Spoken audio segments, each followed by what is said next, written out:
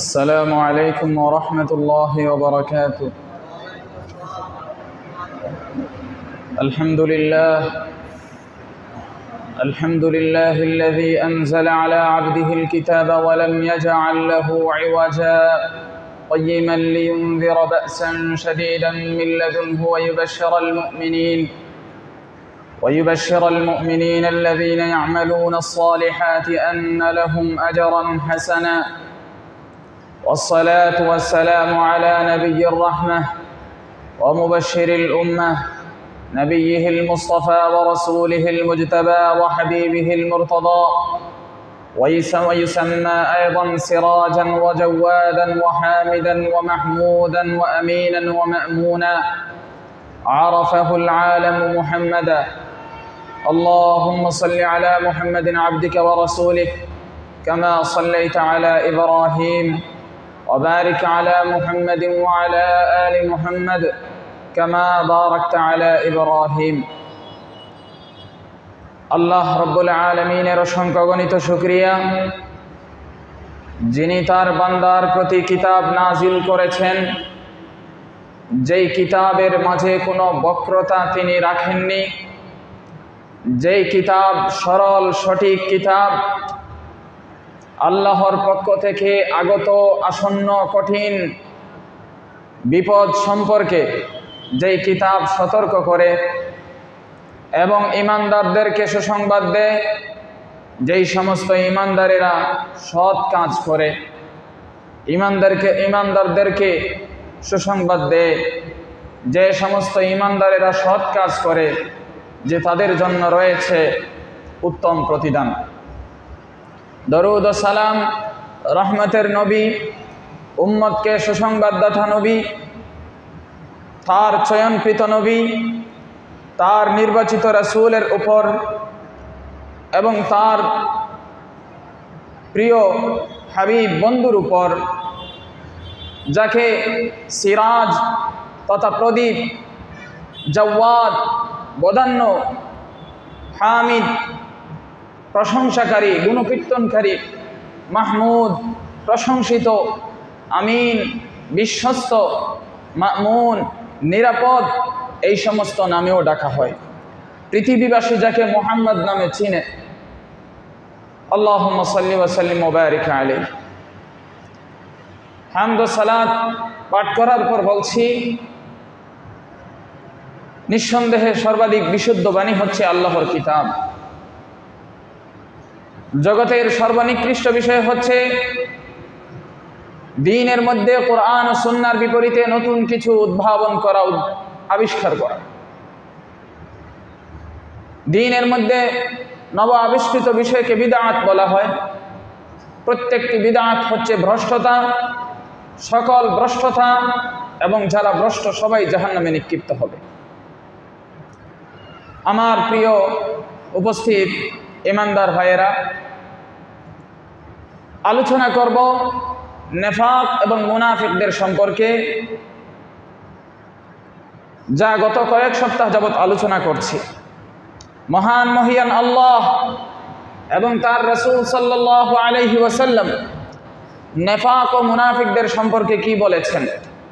কোরআনে কারীমের সূরা তাওবা 124-125 নম্বর আয়াতে আল্লাহ বলেছেন, وَإِذَا مَا أُنزِلَتْ سُورَةٌ فَمِنْهُم مَّن يَقُولُ أَيُّكُمْ زَادَتْهُ هَٰذِهِ إِيمَانًا فَأَمَّا الَّذِينَ آمَنُوا فَزَادَتْهُمْ إِيمَانًا وَهُمْ يَسْتَبْشِرُونَ وَأَمَّا الَّذِينَ فِي قُلُوبِهِم مَّرَضٌ فزادتهم رجسا إلى رجسهم وماتوا وهم كافرون। আল্লাহ বলছেন, যখন কোনো সূরা নাজিল হতো তখন মুনাফিকদের একদল লোক বলতো যে তোমাদের কার ঈমান এই সূরার দ্বারা বেড়ে গেল, এক প্রকারের টিটকারি করত। যে এই সূরা, এই আয়াত তোমাদের কার ঈমান বাড়িয়ে দিয়েছে? আল্লাহ বলেন, ফাআম্মাল্লাযীনা আমানু, যারা প্রকৃত অর্থে ঈমানদার হয়েছে, ঈমান এনেছে, তাদের ঈমান বৃদ্ধি পেত, ঈমানের ক্ষেত্রে তাদের বৃদ্ধি পেত, ঈমান বাড়ত এবং তারা আনন্দ প্রকাশ করত।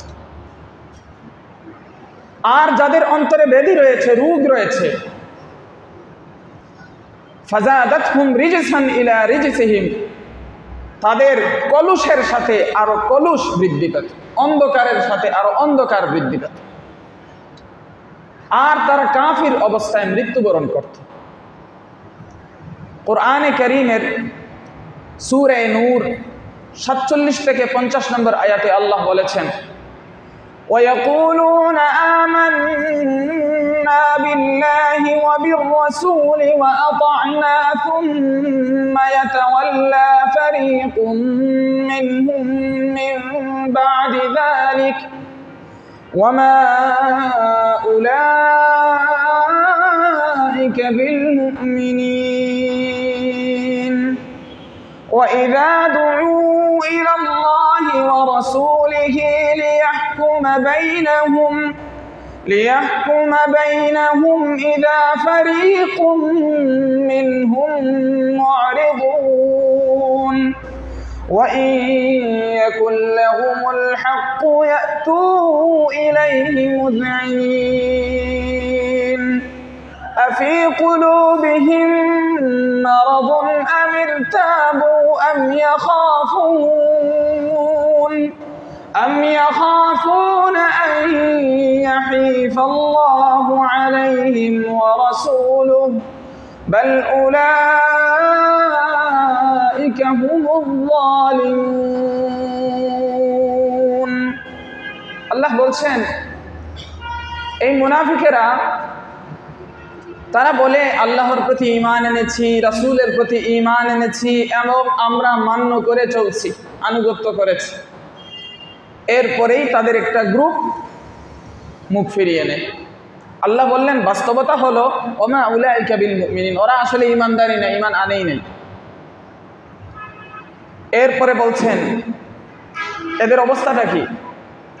ওয়াইদা দুউ ইলাল্লাহি ওয়া রাসূলিহি, যখন তাদেরকে আল্লাহ ও তার রাসূলের দিকে ডাকা হয় এই উদ্দেশ্যে, লিয়াহকুমা বাইনাহুম, যে রাসূল তাদের ফয়সালা করে দেবেন,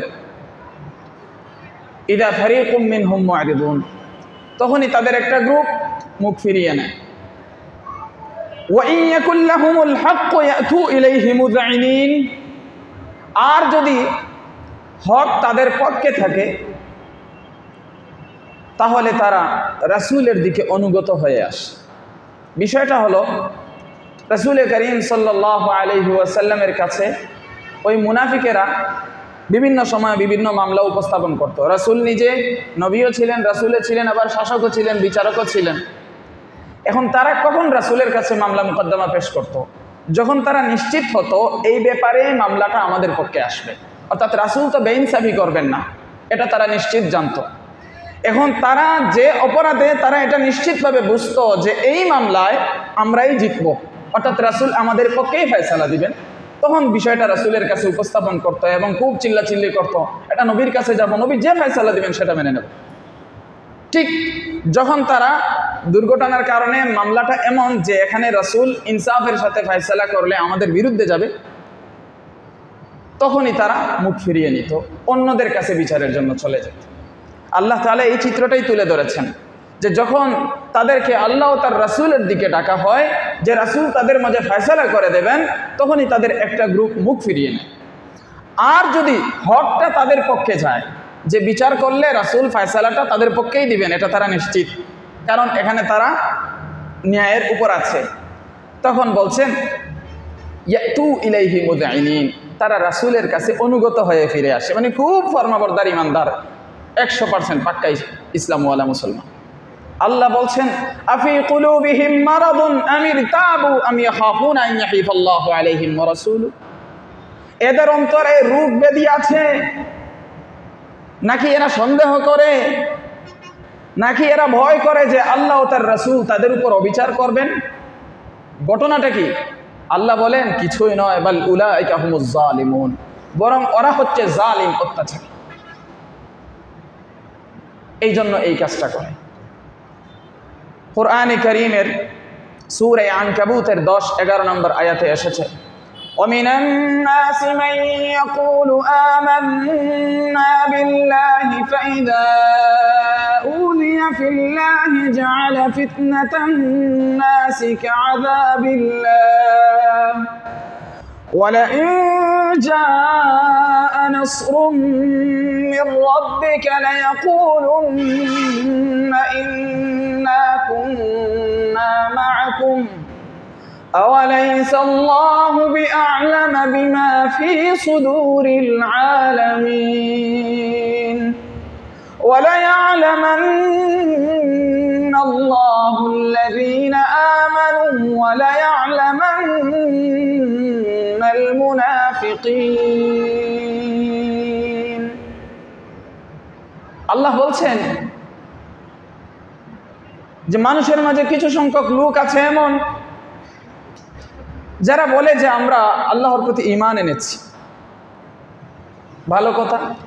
ফাইদা উযিয়া ফিল্লাহ, একথা বলার পরে যখন সে আল্লাহর রাস্তায় সে কষ্ট পেল, আল্লাহর রাস্তায় কাজ করলো, কষ্ট পেল। আল্লাহর রাস্তায় আল্লাহর পথে কাজ করলে কিভাবে কষ্ট পাবে? তখন সেই কষ্টটাকে তারা জাআলা ফিতনাতান নাসি কাআযাবিল্লাহ, তারা সেই কষ্টটাকে,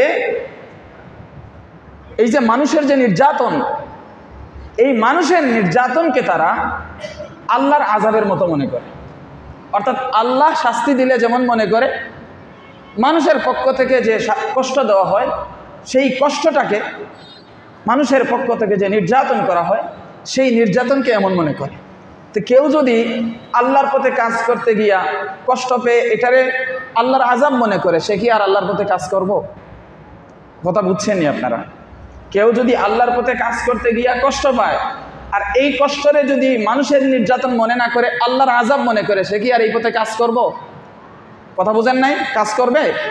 সে মনে করছে এই পথে কাজ করে আল্লাহর আযাব আসছে। তো আল্লাহ ওদের চিত্রটা বলছেন যে বলে ঈমান এনেছি, যখন আল্লাহর রাস্তায় কাজ করে, কাজ করতে গিয়ে যখন মানুষের পক্ষ থেকে নির্যাতনের শিকার হয়, তখন এই নির্যাতনকে মুনাফিকেরা আল্লাহর আযাব মনে করে, আল্লাহর আযাবের মতো মনে করে, কাআযাবিল্লাহ। এরপরে এরা কি করে? ওয়ালা ইন জাআ নাসরুম মির রাব্বিক, যখন তোমার রবের পক্ষ থেকে কোনো সাহায্য চলে আসে, তখন আবার লা ইয়াকুলুন্না ইন্না কুন্না মাআকুম, তখন অবশ্যই তারা বলে যে হে ঈমানদারেরা, আমরা তো তোমাদের সাথেই ছিলাম। আল্লাহ বলেন আওয়ালাইসাল্লাহু বিআ'লামা বিমা ফি সুদুরিল আলামিন, আল্লাহ কি পৃথিবীবাসীর অন্তরের বিষয়গুলো সম্পর্কে তিনি জ্ঞাত নয়? সবচেয়ে বেশি কি তিনি জানেন না? কুরআনে কারীমের আনকাবুতের 11 নম্বর আয়াতে বলছেন ওয়ালা ইয়া'লামান্নাল্লাহুল্লাযীনা আমানু ওয়ালা ইয়া'লামান্নাল মুনাফিকিন, আল্লাহ তাআলা অবশ্যই জানেন কারা ঈমানদার আর কারা মুনাফিকিতে লিপ্ত। এরপরে সূরা আহজাব 60 থেকে 62 নম্বর আয়াতে আল্লাহ বলছেন لئن لم ينتهي المنافقون والذين في قلوبهم مرض والمرجفون في المدينة لنغرينك بهم ثم لا يجاورونك فيها إلا قليلا ملعونين أينما ثقفوا أخذوا وقتلوا تقتيلا سنة الله في الذين خلوا من قبل ولن تجد لسنة الله تبديلا। আল্লাহ তাআলা বলেছেন যে মুনাফিকেরা যদি ক্ষান্ত না হয়, লাইন লাম ইয়ানতাহিল মুনাফিকুন ওয়াল্লাযীনা ফী কুলুবিহিম মারাদ, এবং যাদের অন্তরে রোগ রয়েছে এরা যদি ক্ষান্ত না হয়, ওয়াল মুরজিফুনা ফিল মাদিনা, এবং মদিনাতে যারা গুজব ছড়ায় এরা যদি ক্ষান্ত না হয়, নবীজিকে বলছেন লানুগরিয়ান্নাকা বিহিম, হে নবী আমি অবশ্যই আপনাকে তাদের বিরুদ্ধে লেলিয়ে দেব, লাগিয়ে দেব।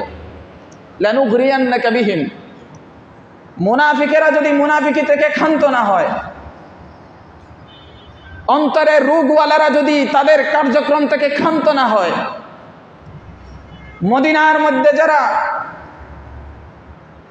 গুজব ছড়ায়, বিভ্রান্তি ছড়ায়, এরা যদি তাদের কার্যক্রম থেকে ক্ষান্ত না হয়, তাহলে হে নবী আমি অবশ্যই আপনাকে তাদের বিরুদ্ধে লাগিয়ে দেব, এমনভাবে লাগিয়ে দিব সুম্মা লা ইউজাবিরুনাকা ফিহা ইল্লা কালিলা, তারা আপনার প্রতিবেশী হয়ে আর তারা থাকতে পারবে না।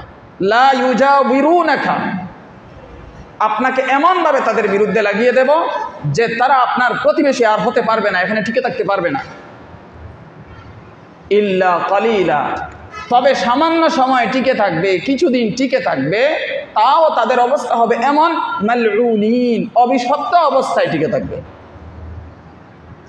নবীজিকে গালিগালাজ করত, আল্লাহকে গালিগালাজ করত,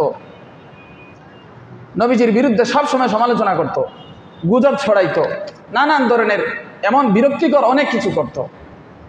আল্লাহ তাআলা তখন আয়াত নাজিল করলেন, এগুলো যদি বন্ধ না করে এরা, আপনাকে অবশ্যই আমি তাদের বিরুদ্ধে লাগিয়ে দিব, পরিণতিটা হবে এরা আর থাকতে পারবে না আপনার কাছে, আর যে কয়দিন থাকবে অভিশপ্ত অবস্থায় থাকবে।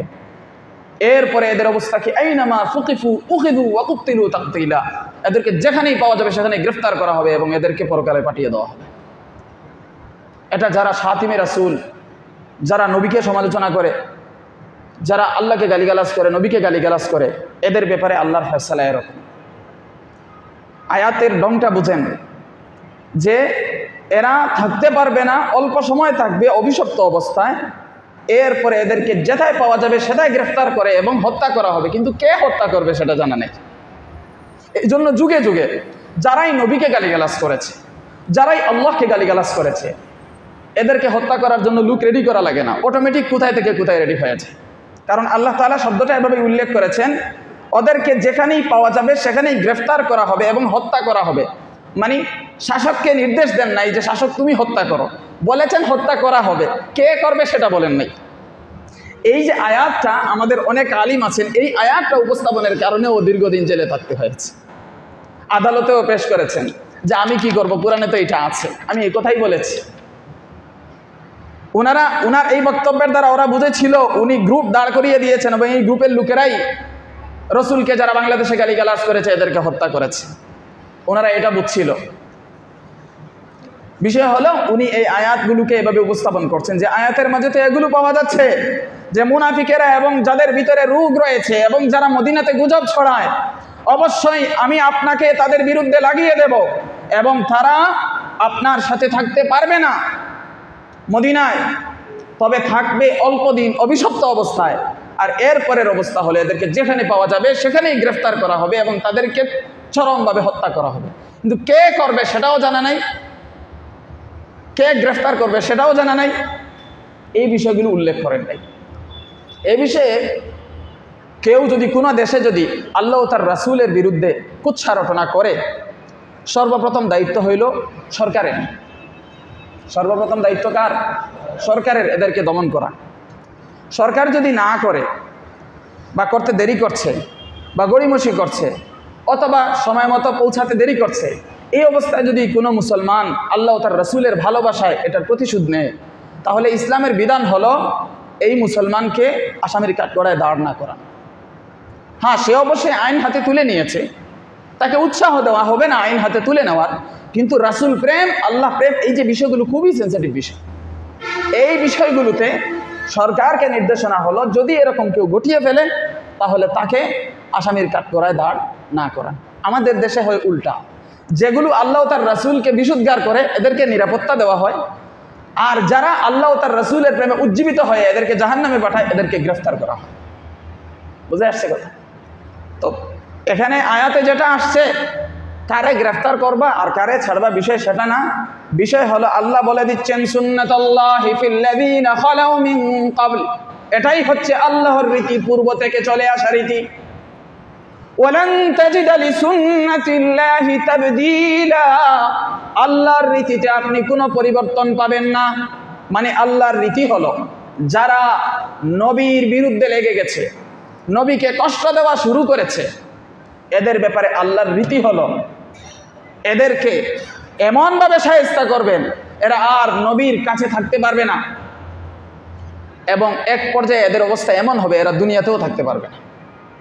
কেমনে হবে, কি হবে, সেগুলো আল্লাহ উজ্জ্বল রেখেছেন এবং আল্লাহ পরের আয়াতে বলে দিচ্ছেন এটা হচ্ছে আল্লাহর রীতি, আর আল্লাহর এই রীতিকে কেউ পরিবর্তন করতে পারবে না। এর মানে দাঁড়ালো কিয়ামত পর্যন্ত যারা আল্লাহ ও তার রাসূলের প্রতি বিশুদ্ধগার করবে এরা 1 নাম্বার শান্তি পাবে না, 2 নাম্বার যে দেশে এটা করবে এই দেশে এরা থাকতে পারবে না, আর দেখেছেন অতীতে থাকতেও পারে নাই, শান্তিতে থাকতে পারবে না।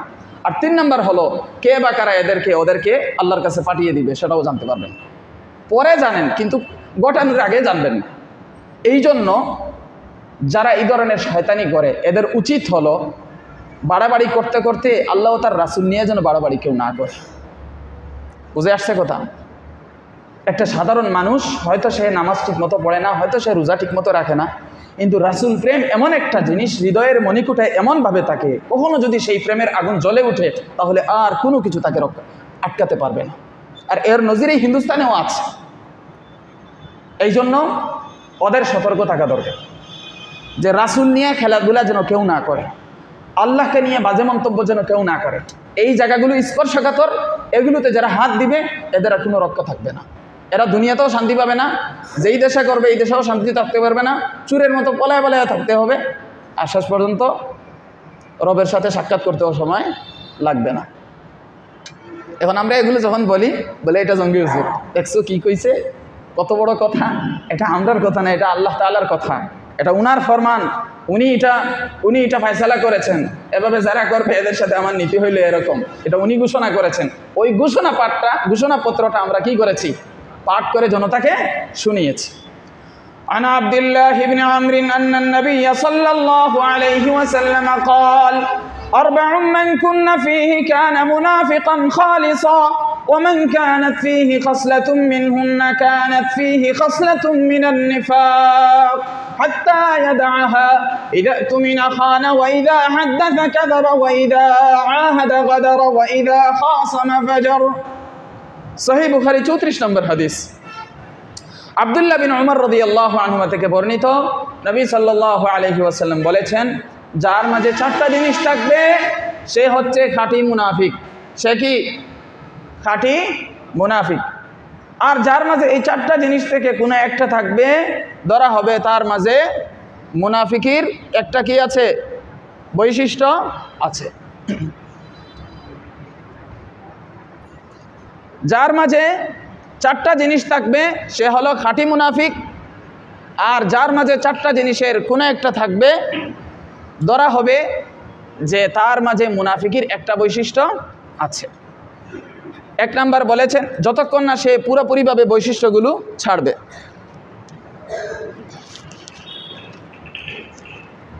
যতক্ষণ না সে পুরোপুরিভাবে বৈশিষ্ট্যগুলো পরিত্যাগ করবে ততক্ষণ জয়টা বৈশিষ্ট্য তার মাঝে থাকবে, ধরা হবে মুনাফিকের ওইটা বৈশিষ্ট্য তার মাঝে আছে। 1 নাম্বার হলো যখন আমানত রাখা হয় খেয়ানত করে, যখন কথা বলে 2 নাম্বার মিথ্যা বলে, 3 নাম্বার ওয়াদা করলে এটা ভঙ্গ করে, আর 4 নাম্বার হলো ঝগড়া করলে অশ্লীল অশ্রাব্য ভাষায় গালিগালাজ করে। সহিহ বুখারীর 34 নম্বর হাদিসে এটা এসেছে। সহিহ বুখারীর 33 নম্বর হাদিসে আবু হুরায়রা রাদিয়াল্লাহু আনহু থেকে বর্ণিত, নবী সাল্লাল্লাহু আলাইহি ওয়াসাল্লাম বলেছেন, আয়াতুল মুনাফিকি সালাস, ইদা হাদ্দাসা কাযাবা ওয়া ইদা ওয়া'আদা আখলাফা ওয়া ইদা তুমিনা খানা।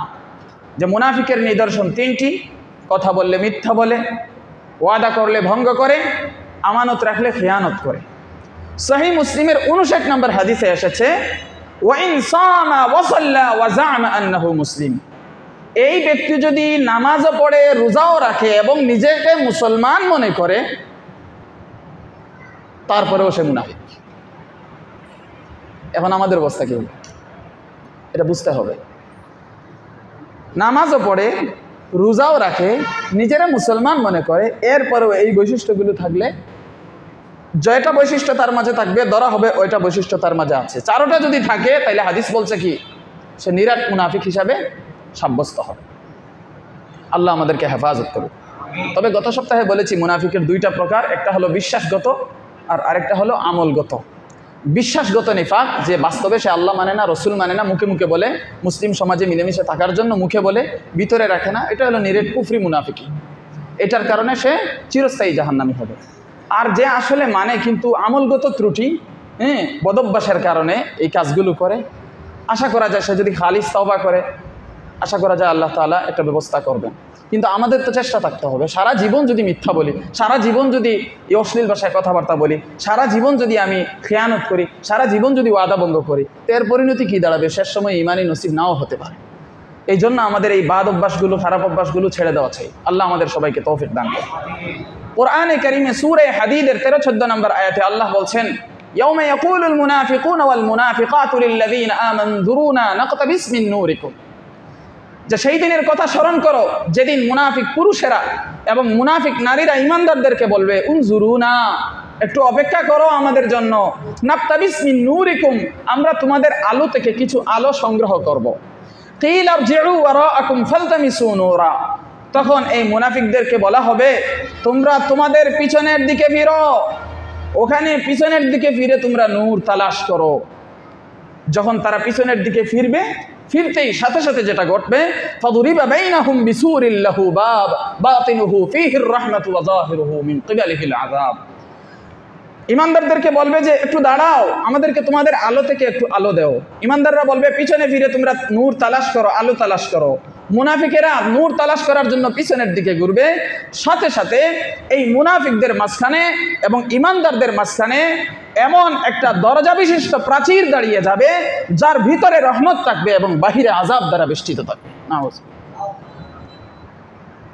ইউনাদুনাহুম আলাম নাকুম মাআকুম, মুনাফিকেরা ইমানদারদেরকে ডেকে বলবে আমরা কি তোমাদের সাথে ছিলাম না? ক্বালু বালা, তখন ইমানদারেরা বলবে হ্যাঁ ছিলে, ওয়ালাকিন্নাকুম ফাতানতুম আনফুসাকুম, কিন্তু সমস্যা হলো তোমরা নিজেদেরকে ভ্রষ্টতায় লিপ্ত করেছো, বিভ্রান্তিতে লিপ্ত করেছো। ওয়া তারাব্বাসতুম, এবং তোমরা প্রতীক্ষা করেছো। ওয়ারতাবতুম, তোমরা সন্দেহ পোষণ করেছো। ওয়াগাররাতকুমুল আমানিয়্যু, এবং তোমাদেরকে অলিক আশা কল্পনা এগুলা তোমাদেরকে বিভ্রান্ত করেছে। হাত্তা জাআ আমরুল্লাহ, অবশেষে আল্লাহর হুকুম চলে এসেছে। ওয়াগাররাকুম বিল্লাহিল গারুর, এবং তোমাদেরকে বড় প্রতারক শয়তান আল্লাহর ব্যাপারে তোমাদেরকে প্রতারিত করেছে, যার কারণে ওই আমাদের সাথে থাকলেও এখন আর কাজ হবে না, আমাদের থেকে তোমরা নূর নিতে পারবে না। দুনিয়া যেরকম আমাদেরকে ঠকিয়েছ, সামনে সামনে বলেছ আমরা আছি তোমার সাথে, আর এরপরে যখন আমরা ময়দানে গিয়েছি তখন পিছন থেকে সরে গেছো। আজকের দিনে আমাদের কাছে নূর চাইবা, আমরা বলবো পিছনের দিকে তাকাও, ওখান থেকে নূর নেও, বাস তোমরা ঘুরবা, সাথে সাথে দেয়াল দাঁড়িয়ে যাবে। বাতিনুহু ফীহির রাহমাহ ওয়া যাহিরুহু মিন কিবালিহিল আযাব, যেই দেয়ালের ভিতরে রহমত থাকবে আর বাহিরে তোমাদের সামনে আযাব পরিলক্ষিত হবে। কোরআনে কারীমের সূরা মুনাফিকুন নামে স্বতন্ত্র একটা সূরাই আছে। মানে সূরাটার নামই কি, মানে এই সূরার মধ্যে মুনাফিক সংক্রান্ত আলোচনাগুলো অনেক বেশি আসছে। সূরা মুনাফিকুনের 1 থেকে 8 নম্বর আয়াতে আল্লাহ বলছেন, ইযা জাআকাল মুনাফিকুনা ক্বালু নাশহাদু ইন্নাকা লারাসূলুল্লাহ ওয়াল্লাহু ইয়া'লামু ইন্নাকা লারাসূলুহু ওয়াল্লাহু ইয়াশহাদু ইন্নাল মুনাফিকিনা লাকাযিবুন।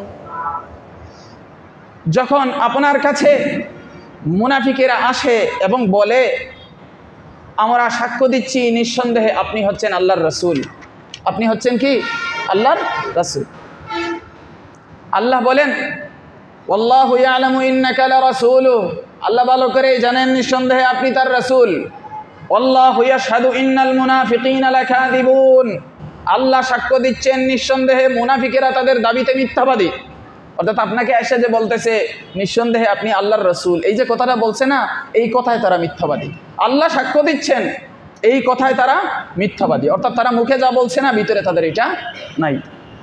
ইত্তাখাযু আইমানাহুম জুন্নাতান ফাসাদ্দু আন সাবিলিল্লাহ ইন্নাহুম সাআ মা কানু ইয়ামালুন। তারা তাদের শপথ কসমগুলোকে ডাল বানায়। সমস্ত কুকর্মগুলো করে যখন ধরা খাবে তখন বলে আল্লাহর কসম আমি এটা করি নাই, আমার এই সমস্যা ছিল, আমার ওই সমস্যা ছিল, এইরকম বলে বলে আপনার কাছে কসমগুলোকে তারা ডাল বানায়।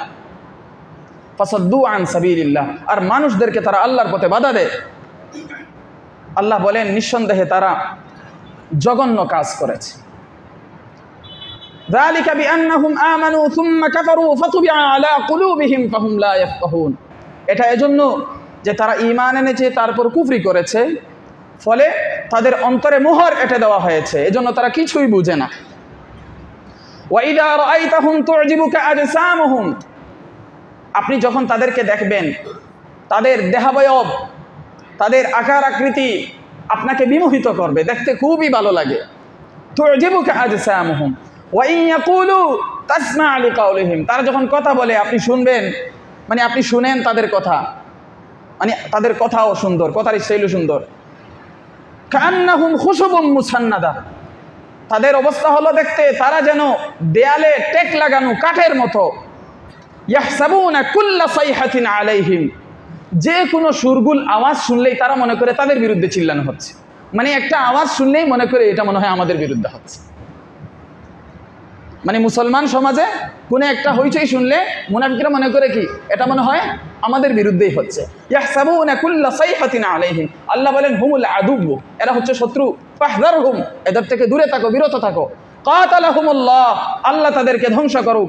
আন্না ইউফাকুন, এরা কোন পথে যাচ্ছে।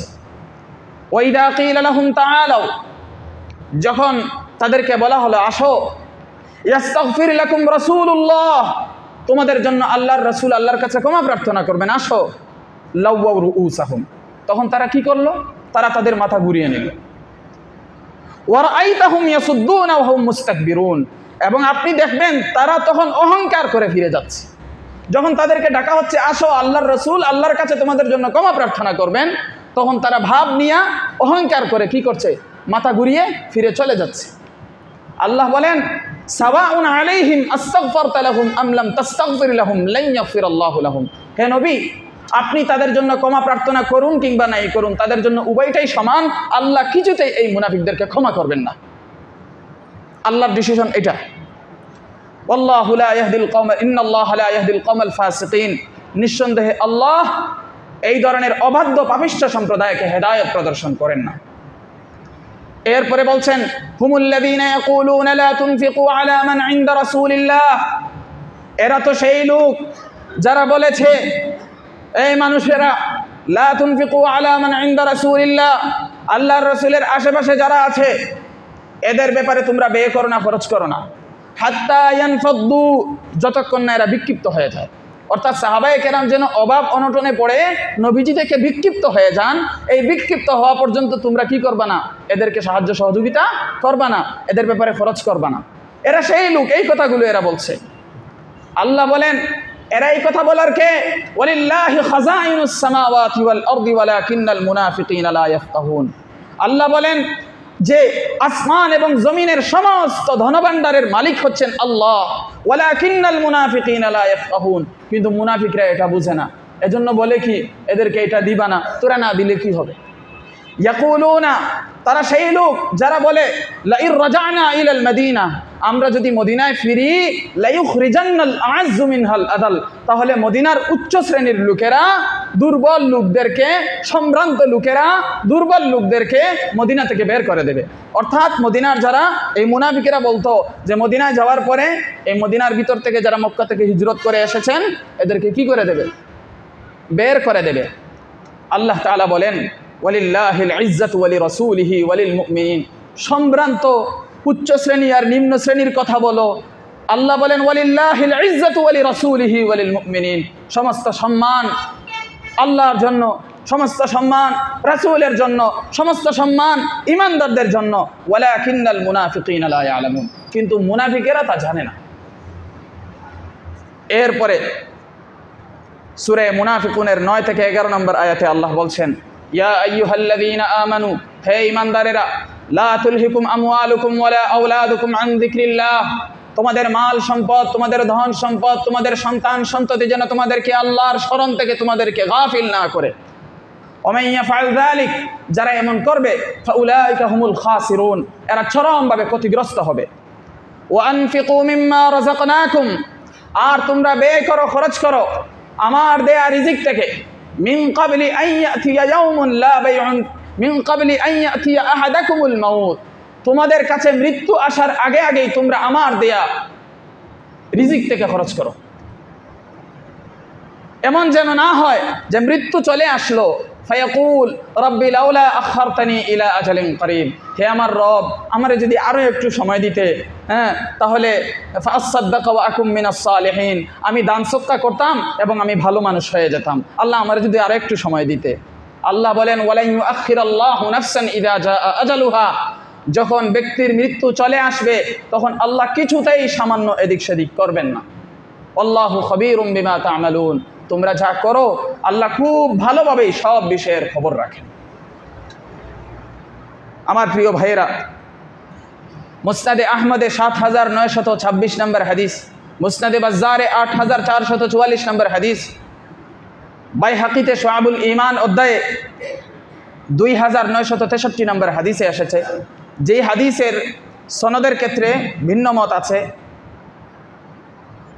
একজন বিশ্লেষক হচ্ছেন আহমদ শাকির, তিনি গবেষণা করে পেয়েছেন যে এই হাদিসের সনদ হচ্ছে হাসান সনদ, উত্তম। আর আরও অন্যান্যরা, এদের মধ্যে একজন আছেন শুআইব আরনাউত, তিনি গবেষণা করে পেয়েছেন যে তার সনদের মধ্যে দুর্বলতা আছে। এই হাদিসের মাঝে যেটা এসেছে আবু হুরায়রা রাদিয়াল্লাহু আনহু থেকে বর্ণিত হাদিস, নবী সাল্লাল্লাহু আলাইহি ওয়াসাল্লাম বলেছেন ইন্নালিল মুনাফিকিনা আলামাত ইউরাফুনা বিহা, যে নিঃসন্দেহে মুনাফিকদের কিছু আলামত রয়েছে যেগুলোর দ্বারা চিনা যায় যে ওগুলো হচ্ছে মুনাফিক। এর মাঝে প্রথম আলামত হচ্ছে তাহিয়াতুহুম লা'না, তাদের অভিবাদন সম্ভাষণ হচ্ছে অভিশাপ। আমরা মুসলমানেরা যখন একে অপরের সাথে সাক্ষাৎ করি বলি আসসালামু আলাইকুম, আর তাদের সাক্ষাৎ হলে কি করে অভিশাপ দেয়, এটা হচ্ছে মুনাফিক চেনার একটা আলামত। নাম্বার ২, ওয়া তা'আমুহুম নুহবা, এদের খাবার দাবার হচ্ছে লুণ্ঠনের মাল, ওরা লুটপাট করে যেটা আসে ওরা এটা খায়, এটা খেয়ে খেয়ে এরা অভ্যস্ত। নাম্বার ৩, ওয়া গানিমাতুহুম গুলুল, আমানতে খেয়ানত করে যেগুলো অর্জন করে এগুলোর এরা গনিমত মনে করে। নাম্বার ৪, ওয়ালা ইয়াকরাবুনাল মাসাজিদা ইল্লা হাজারা, এরা মসজিদের দ্বারে কাছেও যায় না, কদাচিৎ যায়। ওয়ালা ইয়াতুনাস সালাতা ইল্লা দাবরা, আর নামাজে যদি যায়ও তাহলে একবারে পিছনের কাতারে যাবে। মুস্তাকবিরিন, এরা অহংকারী। লা ইয়ালাফুনা ওয়ালা ইউলাফুন, এদেরকে মানুষেরাও ভালোবাসে না, মানুষ তাদের সাথে মিশতে চায় না, তারাও মানুষের সাথে মিশে না, অন্তরঙ্গতা পয়দা হয় না। খাশাবুন বিল্লাইল, রাত্রিবেলা কাঠের মতো থাকে। সুখবুম বিন নাহার, আর দিনের বেলা হইচই হই হুল্লার করে। আল্লাহ তাআলা আমাদেরকে এই সমস্ত বৈশিষ্ট্য থেকে হেফাজত করুন।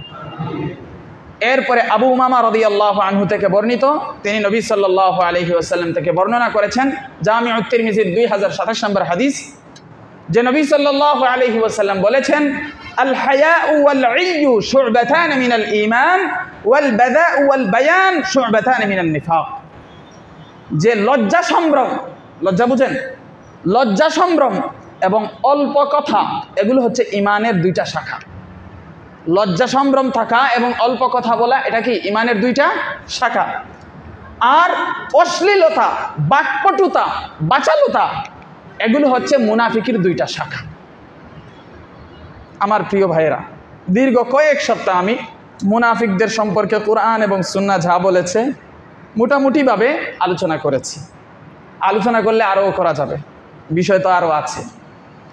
তা আশা করি এতদিনের বয়ান শুনে যারা মনোযোগ দিয়ে শুনেছেন, সর্বপ্রথম আমি এবং আপনারা সবাই এই আলোচনা থেকে মুনাফিকদের যে বৈশিষ্ট্যগুলো দেখলাম, আমরা প্রত্যেকে যেন এই বৈশিষ্ট্যগুলো থেকে বেঁচে থাকতে পারি। চেষ্টা করবো তো ইনশাআল্লাহ? নাকি ঘুরে ফিরে যেই লাও সেই কদু, যে আলোচনা এক কান দিয়ে যাবে আর আরেক কান দিয়ে বের হবে, এমন যেন না হয়। কথা বুঝে আসছে? আলোচনা শুনবেন, বারবার শুনবেন, রেকর্ড করাও আছে, বারবার শুনবেন। আমি তো এক্সট্রা কোনো আলোচনা করি না, নিজের থেকে আলোচনা খুবই কম করি। যা আয়াতে আছে যা হাদিসে আছে একান্ত প্রয়োজন হলে তাফসিরে ইবনে কাসির থেকে বা এরকম বড় কোনো তাফসিরের কিতাব থেকে সংক্ষিপ্ত ব্যাখ্যাটা উপস্থাপন করি। এই জন্য এটারে খামখেয়ালি করবেন না বা এটা এমনি এমনি মনে করবেন না। বিশেষ করে আমার বেশিরভাগই আলোচনা থেকে কোরআনের আয়াত এবং হাদিসের টুকরা, ঠিক আছে? এজন্য মনোযোগ দিয়ে শুনবেন, যেগুলো শুনছেন আমলের নিয়তে শুনবেন। আল্লাহ তাআলা আমাদের সবাইকে তৌফিক দান করুন। আল্লাহ তাআলা আমাদের সবাইকে মুনাফিকি থেকে হেফাজত রাখুন। ঈমানের সাথে আমাদেরকে কবরে যাওয়ার তৌফিক দান করুন। ওমা আলাইনা ইল্লাল বালাগুল মুবিন।